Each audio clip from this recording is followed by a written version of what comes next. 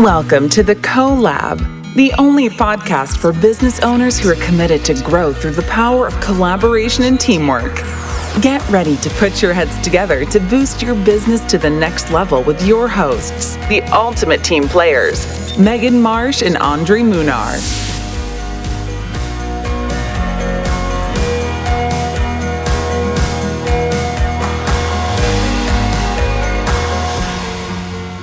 All right. Hello, everyone. I am back with Dre this time.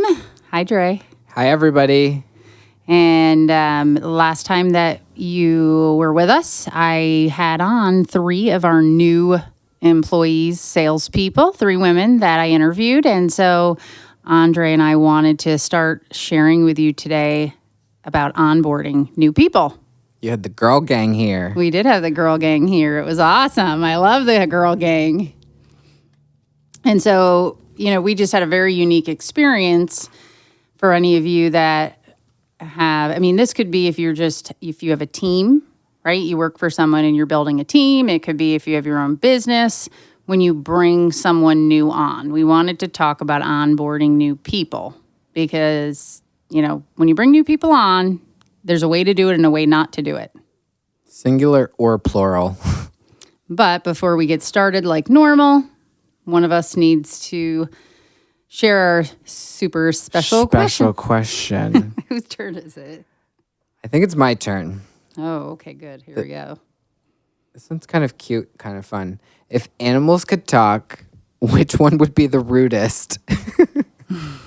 Oh, gosh. If animals could talk, which one would be the rudest? Yeah. Do bugs get included, or is it just like furry animals? Bugs are creatures. Oh, gosh. I would think bugs would be rude, but I'm trying to think of furry, cute animals at the zoo. I think that at first I thought monkeys, but they'd be more mischievous. They'd probably be like a child or telling jokes or like pranking you. Mm-hmm. And then the rudest would probably be what's that animal from The Lion King? The what's it called? Like it's like a pig, but it's a boar. The boar? Is it a boar? I think it's a boar. Warthog. I don't even know what that is. That the big... Why? What do you think? Who do you think would be rude? I don't know. I didn't think about it. That question was for you.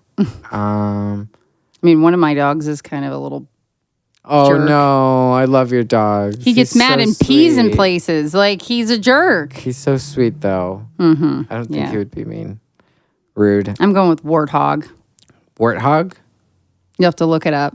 I will have to look it up. Probably go with a snake. Hakuna Matata. I thought that went through my mind. Probably a snake. Yeah, this was fun. Actually, because one of our next podcasts, we're going to go through a topic on sales, and the topic is on people and comparing them to sales dogs, right? Like the pit bulls, the chihuahuas, the poodles. Like, it's so true, and it helps you like picture how people's personalities are. Yeah. But we had this unique situation that we wanted to share with everyone who has a team or a business, and we've brought people on. We've probably brought over 20, 25 people onto our teams throughout the last 5, 6, 7 years, but it's always been one person, right? One person here, one person there. I don't think we've ever had more than one person at a time. The only time I did was when I first started building my team. I hired 3 people in like 60 days. Yep. And, I shared this actually on the other podcast in case you didn't hear it. What happened, though, was I brought these 3 people on, had no process, no system, nothing in place, right? And I was out in Vegas, and I was driving in a convertible with my husband that we rented, and all of a sudden I get this email from one of the employees, the newest one, and she in the email started expressing how the most experienced person was not training her, that they weren't showing her, weren't letting her talk to clients, and how she wouldn't be able to stay on this team if this was how it was going to be. And I was like, crap. Like, it was like one of those moments that I was like, I've got to do something. I've got to figure something out. So, we at least put things in place we've talked about in other podcasts, that we have our Busy Bee blueprint, and we have our the hiring processes, like we've put all those in place. But then recently we had a situation where, we all of a sudden start getting all these inquiries in the last few months from salespeople who wanted to join the organization. And it's always just been Andre and I as the salespeople, and we have a support staff, right? It's our business, like our personal business. And now we all of a sudden had all these inquiries for people to want to come on and build a business within our business.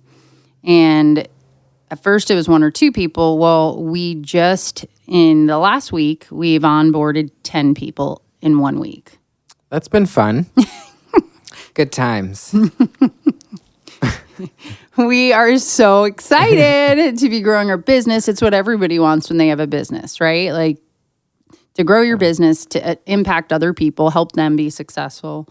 It's what we've always wanted. Yeah. So be careful what you wish for. Been a little different because we've never gone through it. So going through it gives you a completely different perspective than, in the glow of the first few weeks where we're like, wow, we've got a lot of people coming on. This is great. We're smiling, laughing, high-fiving. We're awesome. Like, yeah. And now it's like, we suck. And then when you go through it, yeah, it's totally different. Yeah. And I think that'd be a great topic on, if there's some of you are listening, like how do you attract people, right? That's a topic today we wanted to talk about. How do you make sure you're ready for growth? How do you make sure you're ready for people coming on? What do you need to do so that you don't literally lose your mind and not have a life? That might still happen, but we wanted to just talk to everyone about onboarding. And we didn't realize it was such a huge issue. We had gotten some coaching before from someone, and they say the first 90 days of an employee's, position, in their position, those first 90 days they will decide in those 90 days if they are going to stay with your organization or not. Yeah, absolutely. I know that the last time we made a move, I kind of knew. So looking back at it, usually looking back at all my jobs, whether those first 90 days, do you fit in? Are you getting the help that you need? Are people nice to you? Do you feel like this is something you can do? Are you given the right tools, the right resources? And sometimes it's just a flat out no. And I guess let me ask you that, because like you said, at our last job that we didn't stay at, you knew in the first 90 days. What if it had gotten better after 90 days? I don't know that it gets better after 90 days. In the sense of the first 90 days, the company is giving you who they are, their culture, their vision, their mission, their tools, your process. After 90 days, you're in the grind of your job, And so the only way that it gets better, I feel like, is if the company makes a dramatic change in their process, in their systems, or in their people, right? That's the only way that it'd be like us just giving up our business. The only way it's going to change is if somebody comes in and makes a big change in it. Besides that, or we change our process, which we do a lot to, far as adjust it. Yeah. So I don't think that it gets better after 90 days, honestly. No, you're probably right, because a lot of things, we were creating things, but for small business owners like we are, bringing in, it's 6 salespeople, right? We already had 2, but bringing in that many, this is like business changing. Yeah, it literally it almost changes everything. I mean, your structure, it did change everything. We had to add people. We're now changing our process a little bit. Not changing, adjusting, I guess is the better word. We had to bring on more people. You and I are having to make adjustments. Right. But if you are out there, and especially in service businesses, and that's why I think it applies so much to any of you who have service businesses, like what you do is an action, right? It's an extension of you. You're advising people. If you do financial advising, insurance, coaching, right? You coach people. That service part is... I know that there's some of you out there who you get paid $10.99, or you're like a Schedule C, you have your own business. But the question that Andre and I have asked each other over and over again is, if we removed ourselves from the business, would your business still stand? Like, do you have a system in place for clients to come feel comfortable that your team is handling it? Or do you have to be present, because do you really have a business? Yeah. And that's what a lot of why we wanted to do this podcast was because we've gone on this journey, and our goal was security and to create a business that doesn't rely on our everyday actions, because we deserve to have a life. Yeah, absolutely. Yeah. And I think that's a great point. And also, I know that we kind of just discussed it, but a lot of people, or maybe we've said it wrong, that we've stepped out of the business, but we truly haven't stepped out of the business. There's a difference between, are you truly stepping out of your business and sitting on the beach 7 days a week, 24/7? That's stepping out. Neither of us are anywhere near there, but we are doing different things in our business. We're just not doing the front end stuff of our business. So I think that's a great point is, when you're talking about stepping out of your business, what does that look like for you? Does that look like getting out of just day-to-day operations and you're just on the back end coaching, P&L stuff, marketing, or are you fully removed from your business? So I think that that's something that when you're talking about stepping out of your business, you need to decide, what does stepping out of your business look like for you truly? Right. And you either need to bring in a team of people behind you, which is what we had done originally. Mm-hmm. And now with this opportunity, it's okay, there's other people who are going to be selling, and we can coach them up, we can train them, we can make them better. Yep. And that's a hard thing. It will be a hard thing for a lot of people. If you are like a producer who's built a book of business, like, it's not about you anymore. It's about these people that you're bringing in, making sure they're successful, wanting them to be successful, more successful than even you were. Absolutely. Right? Like, put your ego aside, build them up, and then also make sure your team is excited about bringing these people on, because they're not going to be just like you. Yep. And making sure that the leadership's in place, because the best way to build that business and the security for all of your people is to make sure it's not about you. Right? Number one. We feel like that's where we're at right now with this opportunity, and we wanted to make sure we got it right. Like, we really wanted to make sure we got it right. And so now it has come and passed. At least the main part. Everyone drove to our one office location. So we have 4 office locations where we have staff. 5. Sorry. We have 5 office locations, but one of our initial, our 2 main offices that we had started with, all the new salespeople and some of the support drove to, and it's in my hometown in Western Pennsylvania, and everyone drove here and spent 2 nights, 2.5 days together, training, learning, growing, doing fun stuff, and we've been really excited for it. And we still know we've got another, 87 days ahead of us, but we wanted to share with all of you what we did, what we used, and then make sure you get a free tool to walk away so that it's something you can use even if you're onboarding one person or a group of people, but have something to start that process. It's super important to have something, whether you're onboarding one person or 10 people, and you don't really know what you need until you get to that point. Like with us, this first time of onboarding so many people is a learning experience. But even when you're onboarding one person, you need to have some type of checklist. So I'm excited to give that away at the end. At least that'll help a lot of people. You know, like it will. Sometimes you don't even know where to start. I cannot believe we haven't had a checklist in 4 years. So don't feel bad if you haven't had one. And so we have a leadership team. Andre and I have a group of, there's 4 people on our team who we meet every month. And when we knew these people were coming on, we started meeting every single day at 10:30, and we started creating a employee handbook, right? Like where to find stuff, where to do this, how to do that, right? And Andre and I were part of that, and after 30 days of trying to create one document, they kicked us out of the meeting. We got fired. They fired us. We did. We got fired, and they were able to finish it in one day. So, it was a good learning lesson for us to get stick our nose out of things and not stay in what we're not good at.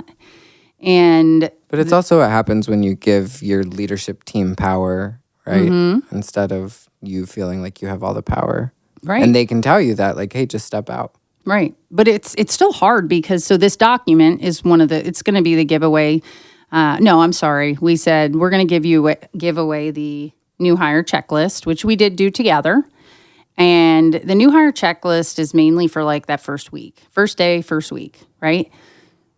It's so that anyone at any of our locations can look in this new employees folder and see what someone else has done and make sure that they have the logins for the systems that we use, that they have their computers, right? That they have their, access. Basic stuff that you wouldn't even think of sometimes. Yep, and I'll read just a couple of them, and then like we said, you can click on the link to go in the Facebook group where we will be sharing. There will actually be a file that you can download and use at your own business, and your items might be different than ours, but you'll at least get the gist of the things that you need to have on there. From computers to setting up their emails, that you have an offer letter that went out. Copies of their driver's license, the forms that they need to sign. And then there's a couple things on there that aren't as normal or standard that we wanted to share a little further. And so those things are, if the onboarding someone and if those first 90 days are so crucial, okay, great, you've got this checklist, but there's still something missing that we actually haven't ever done it until we started realizing how important it was and how people are so stressed in those first 90 days. And so when we looked at it, we said, all right, what are we doing to make that person feel welcome their first day, their first week? How do we make them feel comfortable? How do we, that they're part of, like they are immediately part of our group? That's a huge one. That's a big one. Like right away, you want to make somebody feel comfortable, feel a part of, feel like they can come to you for anything. And that starts within the first week. But like you said, those first 90 days are just crucial regardless. Yes. Making that person feel, appreciated and valued, and they can just be who they are, and they can come to anybody for anything. Mm-hmm. And we're not going to see everything. So we created these like welcome bags. And in the welcome bags, it had goodies, right? We had, like a candygram that said how excited we were to have them. It had, a box of animal crackers that said, welcome to the circus, right? Cheez-Its that said, yes, we are cheesy. Like little things that just like makes them relax. So having something, and I've heard people say they go, like they'll do a bottle of champagne on the first day, or they'll... Well, what we had up here was the sales team, but for the admin team, what we started doing the first 5 days, they'll get letters their first 5 days, and it says, welcome to Keystone, we're so excited for you, congrats on your career change. Then they'll get a bottle of champagne, or I think another day we're giving them like a coffee card and saying, some days you're going to wish you had more coffee, go grab a cup. Mm-hmm. We hope that this is a great experience for you. Just just welcoming them, making them feel like they're already family. Right. Yeah. And then one of the other things we did on our checklist is we made sure that, and we need to do this still for the sales team that just left after their initial days, but giving them a buddy, right? Like a onboarding buddy is what I think we're calling it, onboarding buddy. Somebody besides the person that's training them to feel comfortable reaching out to. And I think it's important in any role, because as let's say you have someone who comes on to be support or operations, they're going to have so many questions, and the person training them, right, they're going to have to keep going and asking, and it gets to that point you feel bad. So to have somebody else that you can reach out to, if it's at a different office, a different position, and making sure that meant that onboarding buddy also reaches out to them. How are you doing? Are you, is there anything that's, that you're concerned about? Is there anything that you need? Do you have a question that didn't get answered? I think that also creates, partially culture in there, And I love that you said mixing people from all different offices or positions together, because that then lets them get to know each other versus just always sticking to what clicks or stuff like that. I know that we're big on making sure that it's one team, one vision, regardless of where you're at or what position you're in. Right. And so we did these welcoming things. We have this checklist that we're going to share with you. And then I think bringing everyone together like this was huge. Yeah, it brings a lot of value bringing people together. Yeah, And even having them stay together and eat up to eating dinner together. That's, everybody gets to know each other, feel each other out. And some people are like, wow, I'm so comfortable. I mean, almost to the point that I know we've said we're good for right now for bringing a lot of people on, right? What are you trying to say? I'm just saying going forward, if let's say in the future we bring on even 2 or 3 people, having them all come to the one location, right? The current team takes them out to eat. We just make sure that that's happening when people come on. And then for salespeople, so this is the first time we're really bringing on a big group of salespeople. And salespeople are different, right? You're going to have different personalities. You're going to have, they don't have to follow the same rules, let's say, that operations do necessarily. But one of the really important parts of what we made sure to do is during those few days, we shared with them our culture. That, listen, like, even though we're all sales, like, our support team is equally as important. We could not do what we do without them. Here's how you respect them. Here's what we expect of you. Here's the training that's going to happen. So expectations. Yeah. Setting those expectations up front is huge too. And I think we've done a decent job of knowing who we are, first and foremost. So that way we can translate those expectations to the salespeople. Because we know we don't want them to be treated regardless of whether you're sales or behind the scenes, you're all equal. Everybody brings a different skill set to the table. And I think a lot of companies, there's like this division between salespeople and operations. And operations looks at sales, like, why do they get to come in at 10? They get to make all this money because they're in sales, right? And so we've worked really hard at making sure that the positions understand each other, that they respect each other, that anyone could do the other positions if that's what they want to do, and supporting one another, and that intertwined, dependence on each other is how you're successful. And we have a really great group. Like, we have all these new salespeople, and they're sharing information, and they are, it's just so exciting. And the biggest thing for us now is with salespeople, how do you make sure they succeed? Because statistically, out of 10 people that come into an organization in the sales roles, what? You're going to see like one exceed expectations, probably another one do okay, and then the other ones just be average. Right. Which is okay. Because also some people don't want to be that $15, $20, $30 million producers like we were. That we were always more. And some people are going to get to 10 million and be comfortable. And I know we talk about it a lot, but we sit there and go, do you know that you could get to 15 mil? If you just did this. And some people go, I don't want to get to that. Right. And that's okay too. That is okay. It's totally okay. So then, as we had this meeting, so one of the big things that our leadership... Do you want to take bets on who's going to fail? No. I'm kidding. No, I want them all to succeed, and I think we have a good group, and we're going to make sure it happens. I'm kidding. Oh, my gosh. They're going to listen to this and think we're big phony balonies. I just thought I'd throw some humor in there. Oh, Lordy. But it is true. Sales is a very different role.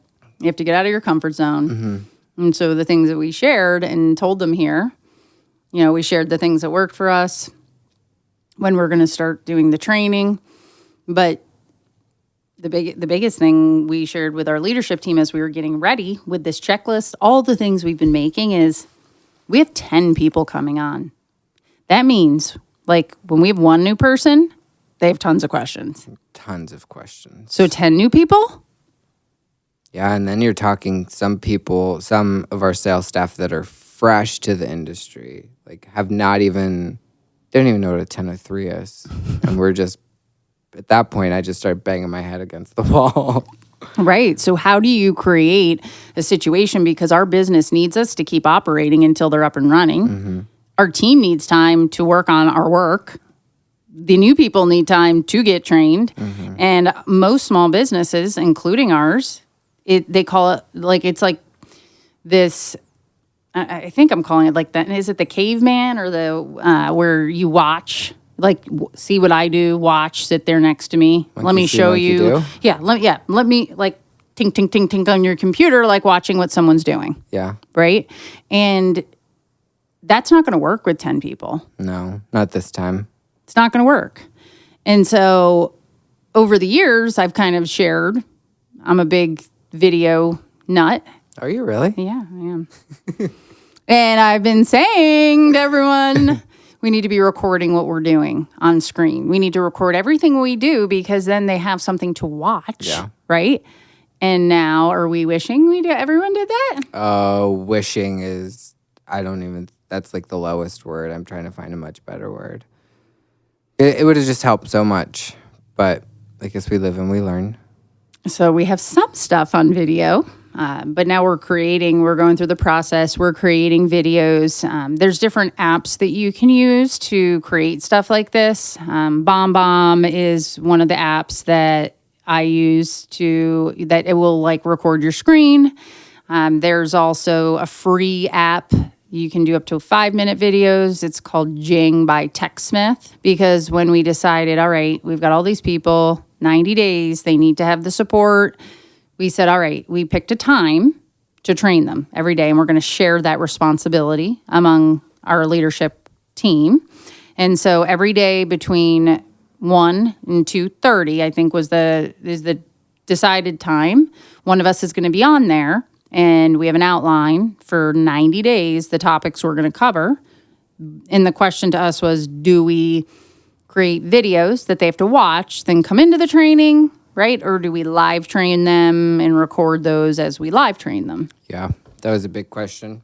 Just because there's so many ways to do it, but also from experience, I know when we started talking about that, from experience, you give somebody a handbook of 100 pages or 100 videos, and people go, okay, cool. So I have a question, and I'm not going to look it up, so you kind of have to find also, I think it depends on your industry, right? So maybe an engineer would love that 100-page book to go through it and dissect it. But for us, our salespeople, or I think people mainly in the mortgage industry, you don't really have that high-level focus of going through a book that's 100 pages and reading through it. So it was important for us to figure out, what's the best mix of how to come up with a training tool that people would actually use. But the key to it, right, is where, and there's growing pains in this. So if you're going through this right now with people, like literally the checklist we had created, the new employee checklist, when the people started coming on and we went to go look for one at first, one of the people on our leadership team was like, oh, I made a new one because we're like, and we're all like running around with our hair on fire. We're like, no, we made this checklist. And like everyone's just trying to do the best that they can. And so, we're still a work in progress. Still learning. But we wanted to share that with you, that we are trying. We're all literally looking at each other and like with that look. Like you don't have to say a word. You just look at each other. You just know. And it's like, between the six of us, it's like we are connected at the soul, that we know that we are slowly dying inside as we are going through these next 90 days. Literally. But it's so important to your business. So if you're listening and this is going to happen, start creating things that somebody could use. Pretend like you're not going to be there. Like literally pretend like you're going to bring somebody on. You are going to be in another country. And you want them to step in and be able to start watching some of these videos, watching things, listening to something, whatever it is, going through a checklist that they can start getting through without you. Because if you can remove yourself from that equation and they can at least get 75% of it done, it's huge. Then you're not having to do that. Yeah. And then you can focus with them on like higher level things that make them successful, how they're feeling, struggles they're having, right? And so, I'd love to hear if for anyone who has listened to the podcast, is starting to listen, if you have a small business, a team, like what are those things that you're struggling with in that onboarding process or training process? Where are you frustrated? Because, this is a journey for us, and this is going to, we will let you know. We will touch base, let you know how things are going with this new team. Who's made it, who hasn't made it. we hope they all make it. And we actually, like, not all of us are in one location. We have some assistants even that are overseas, and so we've got a lot going on. But it's a really good problem to have. And so we feel really fortunate and blessed, and we are so excited about continuing to help people grow so that we can help other business owners with these tips and tools and things that we all want to have in our business and in our life so that we can enjoy life and enjoy our families. So thank you so much today for tuning in, everyone. We'd love to have you jump into the Facebook group and give us some of the things that you're doing and help us, because we need help right now. we need help. I mean, we're making it work, but other people, that's why we like to collaborate. That's where the CoLab, that's where our name came from, is we are stronger together. We all have great ideas. If you're struggling with something, please let us know. We'd love to help give you some feedback and just or all if you've share. onboarded 20 people, we'd love to hear from Yes. you. That way, we can get ideas and other people can get ideas as well. Yeah. So once again, have a great week, everyone, and we'll see you next time. Bye. Bye-bye. Hey, collaborators, I just wanted to say I appreciate any and all of you out there who have joined Andre and I on this journey and sharing just the lessons and the people we've met along the way. And it would mean the world to us if you would hit that subscribe button, leave us a review, and more than anything, getting some feedback from any of you that are starting a business. If you have a business and you have questions or needs or a specialty you want to share, you can reach out to us on our website at thecolablife.com and our Instagram handle as well, The CoLab Life. You can also find us on Facebook or YouTube at The CoLab. And you can email us at hello@thecolablife.com. Thanks again for joining us, and stay tuned next week.